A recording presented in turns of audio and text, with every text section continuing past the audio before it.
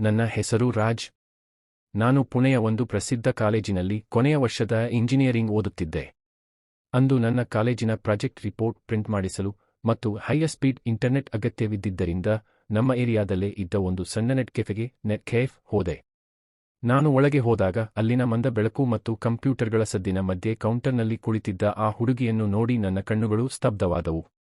ಅವಳ ಹೆಸರು ಪೂಜಾ. ಆ ಕೆಫೆ ಅವಳ ಅಣ್ಣನದಾಗಿತ್ತು, ಆದರೆ ಸಂಜೆ ಸಮಯದಲ್ಲಿ ಪೂಜಾ ಅಲ್ಲಿ ಕೌಂಟರ್ ನೋಡಿಕೊಳ್ಳುತ್ತಿದ್ದಳು. ಅವಳು ತುಂಬಾ ಸುಂದರವಾದ ಕಣ್ಣುಗಳನ್ನು ಹೊಂದಿದ್ದಳು ಮತ್ತು ಸರಳವಾದ ಜೀನ್ಸ್ ಹಾಗೂ ಟಾಪ್ ಧರಿಸಿದ್ದಳು. ನಾನು ಅವಳ ಹತ್ತಿರ ಹೋಗಿ ನನಗೆ ಒಂದು ಕಂಪ್ಯೂಟರ್ ಬೇಕಿತ್ತು ಎಂದೆ. ಅವಳು ಅತ್ಯಂತ ಮೃದುವಾಗಿ ನಗುತ್ತಾ ಕ್ಯಾಬಿನ್ ನಂಬರ್ 4ಕ್ಕೆ ಹೋಗಿ ಕುಳಿತುಕೊಳ್ಳಿ ಎಂದಳು. ನಾನು ಕ್ಯಾಬಿನ್ ಒಳಗೆ ಕುಳಿತು ಕೆಲಸ ಮಾಡುತ್ತಿದ್ದಾಗ ಸಿಸ್ಟಂನಲ್ಲಿ ಏನೋ ತಾಂತ್ರಿಕ ತೊಂದರೆ ಕಾಣಿಸಿಕೊಂಡಿತು. ನಾನು ಅವಳನ್ನು ಸಹಾಯಕ್ಕೆ ಕರೆದೆ. ಪೂಜಾ ನನ್ನ ಕ್ಯಾಬಿನ್ ಒಳಗೆ ಬಂದು ಕೀಬೋರ್ಡ್ ಸರಿಪಡಿಸಲು ನನ್ನ ತೀರಾ ಹತ್ತಿರ ಬಾಗಿದಾಗ ಅವಳ ಕೂದಲಿನ ಸುವಾಸನೆ ಮತ್ತು ಅವಳ ಸಾಮೀಪ್ಯ ನನ್ನಲ್ಲಿ ಒಂದು ವಿಚಿತ್ರ ರೋಮಾಂಚನವನ್ನು ಉಂಟುಮಾಡಿತು. ಅವಳು ನನ್ನ ಕಣ್ಣುಗಳನ್ನು ನೇರವಾಗಿ ನೋಡುತ್ತಾ, ಈಗ ಸರಿಯಾಗಿದೆ, ಇನ್ಮುಂದೆ ಏನಾದರೂ ಹೆಲ್ಪ್ ಬೇಕಿದ್ದರೆ ನೇರವಾಗಿ ನನ್ನನ್ನೇ ಕೇಳಿ ಎಂದು ಮುದ್ದಾಗಿ ನುಡಿದಳು.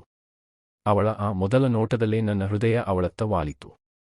ಅದರ ನಂತರ ನಾನು ದಿನವೂ ಏನಾದರೂ ಒಂದು ನೆಪ ಮಾಡಿಕೊಂಡು ಆ ನೆಟ್ ಕೆಫೆಗೆ ಹೋಗಲು ಆರಂಭಿಸಿದೆ. ಕೆಲವೇ ದಿನಗಳಲ್ಲಿ ನನ್ನ ಮತ್ತು ಪೂಜಾ ನಡುವಿನ ಅಪರಿಚಿತತೆ ದೂರವಾಗಿ ನಾವಿಬ್ಬರೂ ಆತ್ಮೀಯ ಗೆಳೆಯರಾದೆವು. ಕೆಫೆಯಲ್ಲಿ ಜನರಿಲ್ಲದ ಸಮಯದಲ್ಲಿ ನಾವಿಬ್ಬರೇ ಕುಳಿತು ಗಂಟೆಗಟ್ಟಲೆ ಹರಟೆ ಹೊಡೆಯುತ್ತಿದ್ದೆವು. ಅದೊಂದು ಶನಿವಾರದ ಸಂಜೆ. ಹೊರಗೆ ವಿಪರೀತ ಮಳೆ ಸುರಿಯುತ್ತಿತ್ತು. ಮಳೆಯ ಕಾರಣದಿಂದ ಕೆಫೆಗೆ ಬೇರೆ ಯಾವುದೇ ಗ್ರಾಹಕರು ಬಂದಿರಲಿಲ್ಲ. ಇಡೀ ಕೆಫೆಯಲ್ಲಿ ನಾನು ಮತ್ತು ಪೂಜಾ ಇಬ್ಬರೇ ಇದ್ದೆವು. ಪೂಜಾ ಕೆಫೆಯ ಮುಖ್ಯ ಶಟರ್ ಅನ್ನು ಅರ್ಧದಷ್ಟು ಕೆಳಗೆ ಇಳಿಸಿ ಕೌಂಟರ್ ಲೈಟ್ ಮಾತ್ರ ಆನ್ ಮಾಡಿ ನನ್ನ ಕ್ಯಾಬಿನ್ ಒಳಗೆ ಬಂದು ಕುಳಿತಳು. ರಾಜ್, ಇವತ್ತು ಹೊರಗೆ ತುಂಬಾ ಚಳಿಯಿದೆ ಅಲ್ವಾ ಎಂದು ಹೇಳುತ್ತಾ ನನ್ನ ಕೈಯನ್ನು ಮೆಲ್ಲನೆ ಮುಟ್ಟಿದಳು. ಅವಳ ಆ ಮೃದುವಾದ ಸ್ಪರ್ಶ ನನ್ನ ಇಡೀ ದೇಹದಲ್ಲಿ ವಿದ್ಯುತ್ ಸಂಚಾರ ಉಂಟುಮಾಡಿದಂತಾಯಿತು. ಕಾಲೇಜಿನ ಗೆರೆಗಳು ಮತ್ತು ಸಮಾಜದ ನಿಯಮಗಳು ಆ ಕ್ಷಣದ ತೀವ್ರ ಆಕರ್ಷಣೆಯಲ್ಲಿ ಮೆಲ್ಲನೆ ಕರಗತೊಡಗಿದವು. ನಾನು ಮೆಲ್ಲನೆ ಅವಳ ಮುಖವನ್ನು ನನ್ನ ಕೈಗಳಿಗೆ ತೆಗೆದುಕೊಂಡು ಅವಳ ಕೆನ್ನೆಯ ಮೇಲೆ ಮುತ್ತಿಕ್ಕಿದೆ.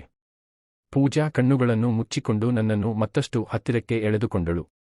ಆ ಮಂದ ಬೆಳಕಿನ ಕ್ಯಾಬಿನ್ ಒಳಗೆ ನಮ್ಮಿಬ್ಬರ ನಡುವೆ ಒಂದು ರಹಸ್ಯ ಶೃಂಗಾರ ಬಾಂಧವ್ಯದ ಕಿಡಿ ಹೊತ್ತಿಕೊಂಡಿತ್ತು.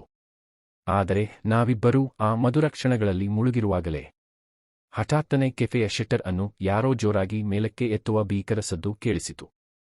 ಶಟರ್ ಎದ್ದ ಸದ್ದು ಕೇಳಿದ ತಕ್ಷಣ ನಾವಿಬ್ಬರೂ ಗಾಬರಿಯಿಂದ ದೂರ ಸರಿದೆವು. ಪೂಜಾ ತಕ್ಷಣ ತನ್ನ ಚದುರಿದ ಕೂದಲನ್ನು ಸರಿಪಡಿಸಿಕೊಂಡು ಕೌಂಟರ್ ಕಡೆ ಓಡಿದಳು. ಒಳಗೆ ಬಂದ ವ್ಯಕ್ತಿಯನ್ನು ನೋಡಿ ನಮ್ಮಿಬ್ಬರ ಎದೆ ನಡುಗಿತು. ಅದು ಬೇರೆ ಯಾರೂ ಅಲ್ಲ, ಪೂಜಾಳ ಕಠಿಣ ಸ್ವಭಾವದ ಅಣ್ಣ ಆನಂದ್. ಆನಂದ್ ಅಂದು ಬೇಗನೆ ಮನೆಗೆ ಹೋಗಿದ್ದವರು ಹಠಾತ್ತನೆ ಕೆಫೆಗೆ ವಾಪಸ್ ಬಂದಿದ್ದರು. ಅವರು ನಮ್ಮಿಬ್ಬರ ಮುಖದಲ್ಲಿದ್ದ ಧಾವಂತವನ್ನು ನೋಡಿ ಅನುಮಾನದಿಂದ, ಪೂಜಾ, ಈ ಸಮಯದಲ್ಲಿ ಕೆಫೆ ಶಟರ್ ಯಾಕೆ ಅರ್ಧ ಮುಚ್ಚಿದ್ದೀಯಾ? ಇವನ್ಯಾರು ಎಂದು ಗದರಿಸಿದರು. ಪೂಜಾ ಹೇಗೋ ಪರಿಸ್ಥಿತಿ ನಿಭಾಯಿಸಿ, ಅಣ್ಣ, ಹೊರಗೆ ಮಳೆ ಜೋರಾಗಿ ಬರ್ತಿತ್ತು, ಅದಕ್ಕೆ ಶಟರ್ ಹಾಕಿದ್ದೆ. ಇವರು ನಮ್ಮ ರೆಗ್ಯುಲರ್ ಕಸ್ಟಮರ್, ಬಿಲ್ ಪೇ ಮಾಡ್ತಿದ್ದಾರೆ ಎಂದು ಸುಳ್ಳು ಹೇಳಿದಳು. ನಾನು ತಕ್ಷಣ ಬಿಲ್ ಹಣ ಕೊಟ್ಟು ಅಲ್ಲಿಂದ ಹೊರಟು ಬಂದೆ. ಮನೆಗೆ ಬಂದ ನಂತರ ನನ್ನ ಎದೆಯೊಳಗೆ ಅಪರಾಧ ಪ್ರಜ್ಞೆಯ ಗಿಲ್ಟ್ ತೀವ್ರ ಇರಿತ ಕಾಣಿಸಿಕೊಂಡಿತು. ಪೂಜಾಳ ಅಣ್ಣ ನನ್ನನ್ನು ಒಬ್ಬ ಒಳ್ಳೆಯ ಗ್ರಾಹಕನೆಂದು ನಂಬಿದ್ದರು, ಆದರೆ ನಾನು ಅವರ ತಂಗಿಯ ಜೊತೆ ರಹಸ್ಯ ಆಟಕ್ಕೆ ಕೈಹಾಕಿದ್ದೆ. ಕೇವಲ ಒಂದು ಕ್ಷಣದ ದೈಹಿಕ ಆಕರ್ಷಣೆಗಾಗಿ ನಾನು ಪೂಜಾಳ ಬದುಕನ್ನು ಅಪಾಯಕ್ಕೆ ತಳ್ಳುತ್ತಿದ್ದೇನಲ್ಲ ಎಂದು ನನ್ನ ಮನಸ್ಸು ನನ್ನನ್ನು ಚುಚ್ಚಲಾರಂಭಿಸಿತು. ಆಗ ನನ್ನ ನೆನಪಿಗೆ ಒಂದು ಸುಂದರ ಮರಾಠಿ ಸುವಿಚಾರ ಬಂತು. ಕ್ಷಣಿಕ ಕಾಮ ಮತ್ತು ಸುಖ ಮನುಷ್ಯನ ಬುದ್ಧಿಯನ್ನು ಭ್ರಷ್ಟಗೊಳಿಸುತ್ತದೆ, ಆದರೆ ಅದರಿಂದ ಹೊರಬಂದಾಗ ಚಾರಿತ್ರ್ಯದ ಮೇಲೆ ಬಿದ್ದ ಕಲೆ ಎಂದಿಗೂ ಅಳಿಸಿಹೋಗುವುದಿಲ್ಲ. ಈ ಮಾತು ನನ್ನ ಕಣ್ಣುಗಳನ್ನು ತೆರೆಸಿತು. ಈ ತಪ್ಪು ಹಾದಿಯಿಂದ ಹಿಂದೆ ಸರಿಯುವುದೇ ನಮ್ಮಿಬ್ಬರ ಭವಿಷ್ಯಕ್ಕೂ ಒಳ್ಳೆಯದು ಎಂದು ನಾನು ದೃಢವಾಗಿ ನಿರ್ಧರಿಸಿದೆ. ಮರುದಿನ ನಾನು ಕೆಫೆಗೆ ಹೋದಾಗ ಆನಂದ್ ಅಲ್ಲಿರಲಿಲ್ಲ. ಪೂಜಾ ಒಂಟಿಯಾಗಿ ಕುಳಿತು ಕಣ್ಣೀರು ಹಾಕುತ್ತಿದ್ದಳು. ನಾನು ಅವಳ ಹತ್ತಿರ ಹೋಗಿ ಸಮಾಧಾನಪಡಿಸಲು ಪ್ರಯತ್ನಿಸಿದಾಗ ಅವಳು ಬಿಕ್ಕಿ ಬಿಕ್ಕಿ ಅಳುತ್ತಾ ಹೇಳಿದಳು, ರಾಜ್, ನಿನ್ನೆ ಅಣ್ಣನಿಗೆ ನಮ್ಮ ಮೇಲೆ ತುಂಬಾನೇ ಅನುಮಾನ ಬಂದಿದೆ. ಅಣ್ಣ ನನ್ನ ಓದಿಗಾಗಿ ಮತ್ತು ಈ ಕುಟುಂಬಕ್ಕಾಗಿ ಹಗಲು ರಾತ್ರಿ ಕಷ್ಟಪಡುತ್ತಿದ್ದಾರೆ. ಅಂಥವರ ನಂಬಿಕೆಗೆ ನಾನು ದ್ರೋಹ ಮಾಡಲು ಹೊರಟೆನಲ್ಲ ಎಂದು ನನಗೆ ನನ್ನ ಮೇಲೆಯೇ ಅಸಹ್ಯವಾಗುತ್ತಿದೆ. ನಾವು ಮಾಡಿದ್ದು ತಪ್ಪು ರಾಜ್. ಈ ಕ್ಷಣಿಕ ಆಕರ್ಷಣೆಯಿಂದ ನಮ್ಮಿಬ್ಬರ ಬದುಕು ನಾಶವಾಗಿ ಹೋಗುತ್ತದೆ ಎಂದಳು. ಅವಳ ಕಣ್ಣೀರು ಅವಳ ಪಶ್ಚಾತ್ತಾಪವನ್ನು ತೋರಿಸುತ್ತಿತ್ತು. ಈ ಬಾರಿ ನನ್ನ ಮನಸ್ಸಿನಲ್ಲಿ ಯಾವುದೇ ಕಾಮದ ಆಲೋಚನೆ ಬರಲಿಲ್ಲ, ಬದಲಿಗೆ ಅವಳ ಮೇಲಿನ ಗೌರವ ಹೆಚ್ಚಾಯಿತು. ನಾನು ಅವಳ ಕೈ ಹಿಡಿದು ಶಾಂತವಾಗಿ ಹೇಳಿದೆ, ಪೂಜಾ, ತಪ್ಪು ತಿಳುವಳಿಕೆಯಿಂದ ನಾವಿಬ್ಬರೂ ದಾರಿ ತಪ್ಪಿದ್ದು ನಿಜ. ಆದರೆ ಆ ತಪ್ಪಿನ ಅರಿವಾಗಿ ನಾವು ಸಮಯಕ್ಕೆ ಸರಿಯಾಗಿ ಹಿಂದೆ ಸರಿಯುತ್ತಿರುವುದು ನಮ್ಮ ಸಂಸ್ಕಾರವನ್ನು ತೋರಿಸುತ್ತದೆ. ಇನ್ಮುಂದೆ ನಮ್ಮ ನಡುವೆ ಕೇವಲ ಒಬ್ಬ ಒಳ್ಳೆಯ ಗೆಳೆಯ ಮತ್ತು ಗೆಳತಿಯ ಪವಿತ್ರ ಬಾಂಧವ್ಯ ಮಾತ್ರ ಇರಬೇಕು. ನಿನ್ನ ಓದಿಗೆ ಮತ್ತು ನಿನ್ನ ಅಣ್ಣನ ನಂಬಿಕೆಗೆ ಧಕ್ಕೆ ಬರುವ ಯಾವುದೇ ಕೆಲಸವನ್ನು ನಾನು ಮಾಡುವುದಿಲ್ಲ ಎಂದೆ. ನನ್ನ ಮಾತು ಕೇಳಿ ಅವಳ ಮುಖದಲ್ಲಿ ಹೊಸದೊಂದು ಬೆಳಕು ಮೂಡಿತು. ಆಗ ಮತ್ತೊಂದು ಮರಾಠಿ ಸುವಿಚಾರ ನೆನಪಿಗೆ ಬಂತು. ತಪ್ಪುಗಳಾಗುವುದು ಮಾನವ ಸ್ವಭಾವ, ಆದರೆ ಸಮಯಕ್ಕೆ ಸರಿಯಾಗಿ ತನ್ನನ್ನು ತಾನು ಸರಿದೂಗಿಸಿಕೊಂಡು ಸನ್ಮಾರ್ಗಕ್ಕೆ ಬರುವುದೇ ನಿಜವಾದ ಜಾಣ್ಮೆ. ವರ್ಷಗಳು ಉರುಳಿದವು. ನಾನು ನನ್ನ ಇಂಜಿನಿಯರಿಂಗ್ ಮುಗಿಸಿ ಒಂದು ದೊಡ್ಡ ಮಲ್ಟಿನ್ಯಾಷನಲ್ ಕಂಪನಿಯಲ್ಲಿ ಸಾಫ್ಟ್ವೇರ್ ಇಂಜಿನಿಯರ್ ಆಗಿ ಕೆಲಸಕ್ಕೆ ಸೇರಿಕೊಂಡೆ.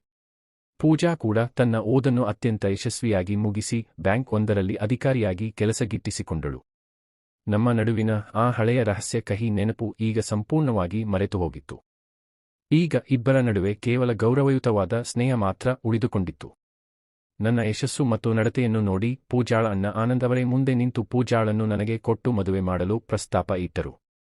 ನಮ್ಮಿಬ್ಬರ ಪರಿಶುದ್ಧ ಪ್ರೀತಿ ಮತ್ತು ಸಂಸ್ಕಾರಕ್ಕೆ ಸಂದ ಜಯವಿದು. ಮದುವೆಯ ಮಂಟಪದಲ್ಲಿ ಆನಂದ್ ನನ್ನ ಕೈಹಿಡಿದು, ರಾಜ್, ನನ್ನ ತಂಗಿಯನ್ನು ನಿನ್ನ ಕೈಗಿಡಲು ನನಗೆ ಹೆಮ್ಮೆಯಾಗುತ್ತಿದೆ ಎಂದಾಗ ನನ್ನ ಕಣ್ಣುಗಳು ತುಂಬಿ ಬಂದವು. ನಾವು ಅಂದು ಆ ಕತ್ತಲೆಯ ಹಾದಿಯಲ್ಲಿ ಕಳೆದು ಹೋಗದೆ ಸಮಯಕ್ಕೆ ಸರಿಯಾಗಿ ಪ್ರಾಯಶ್ಚಿತ್ತದ ಬೆಳಕಿನತ್ತ ಹೆಜ್ಜೆ ಹಾಕಿದ್ದಕ್ಕೆ ಇಂದು ನಮ್ಮಿಬ್ಬರ ಕುಟುಂಬಗಳು ಸಮಾಜದ ಮುಂದೆ ತಲೆ ಎತ್ತಿ ಗೌರವದಿಂದ ಸುಖವಾಗಿ ಬಾಳಲು ಸಾಧ್ಯವಾಗಿದೆ. ಜೀವನದಲ್ಲಿ ಒಂಟಿತನ ಅಥವಾ ಕ್ಷಣಿಕ ಆಕರ್ಷಣೆಯ ಬಲದಿಂದ ನಮ್ಮ ಮನಸ್ಸು ತಪ್ಪು ಹಾದಿಯತ್ತ ವಾಲುವುದು ಸಹಜ. ಆದರೆ ಆ ಕ್ಷಣಿಕ ಸುಖಕ್ಕಾಗಿ ಹೆತ್ತವರ ನಂಬಿಕೆ, ಸಂಸ್ಕಾರ ಮತ್ತು ಭವಿಷ್ಯದ ಪವಿತ್ರತೆಯನ್ನು ಪಣಕ್ಕಿಡಬಾರದು. ತಪ್ಪಿನ ಅರಿವಾಗಿ ಸಮಯಕ್ಕೆ ಸರಿಯಾಗಿ ಹಿಂದೆ ಸರಿಯುವುದು ಮತ್ತು ಪವಿತ್ರತೆಯ ಸನ್ಮಾರ್ಗವನ್ನು ಆರಿಸಿಕೊಳ್ಳುವುದು ಅತ್ಯಂತ ಮುಖ್ಯ. ನಂಬಿಕೆಯನ್ನು ಕಾಪಾಡಿಕೊಂಡರೆ ಮಾತ್ರ ಬದುಕಿನಲ್ಲಿ ಶಾಶ್ವತ ನೆಮ್ಮದಿ ಮತ್ತು ನಿಜವಾದ ಗೌರವ ಸಿಗಲು ಸಾಧ್ಯ. ಕಥೆ ಸಂಪೂರ್ಣ ಸಮಾಪ್ತ.